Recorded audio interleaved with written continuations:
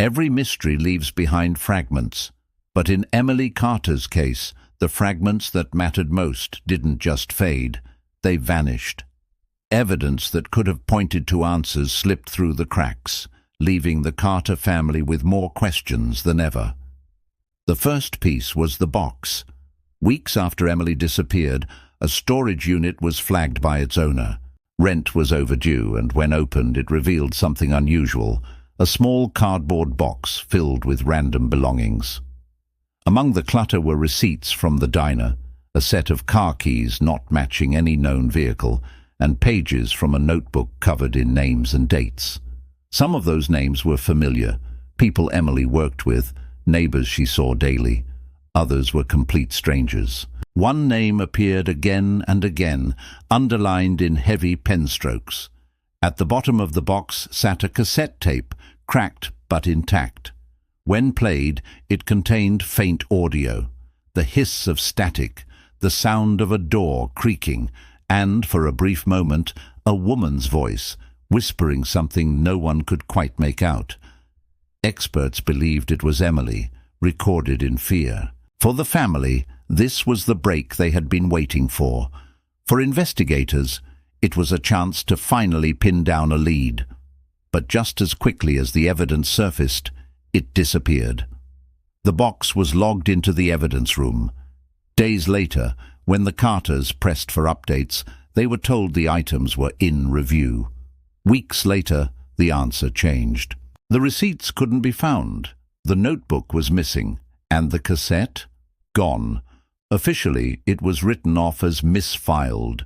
Unofficially, whispers of corruption grew louder. How could the most important pieces of evidence in Emily's case vanish without a trace? Who had access to the room, and why was no one held accountable? Other evidence suffered the same fate. Security footage from the diner's neighborhood, which once showed two figures near Emily's car, was later deemed corrupted. Witness statements were lost. Reports went missing. Each time the family pushed for answers, they were met with apologies and silence. Journalists who investigated uncovered troubling details. One reporter claimed an officer admitted privately that the evidence hadn't been misplaced. It had been taken. Another pointed to connections between the case and other unsolved disappearances in nearby towns, suggesting a pattern someone wanted buried. For the Carters, the loss was devastating, not just because of what the evidence might have revealed, but because it felt deliberate.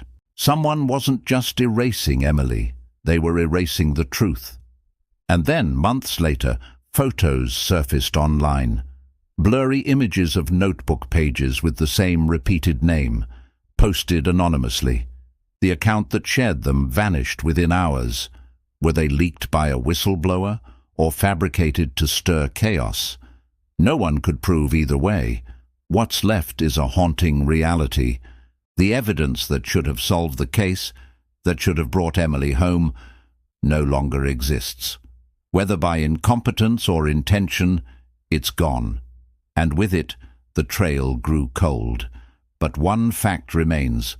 Those items existed. People saw them. People touched them. And their disappearance is as much a mystery as Emily's vanishing itself. This was the evidence that vanished. In episode 9, we meet the one witness who refused to stay silent and who may hold the key to uncovering what others tried to erase. If you're still with me, like, share, and subscribe. Every action keeps this story alive and brings us closer to the justice Emily deserves.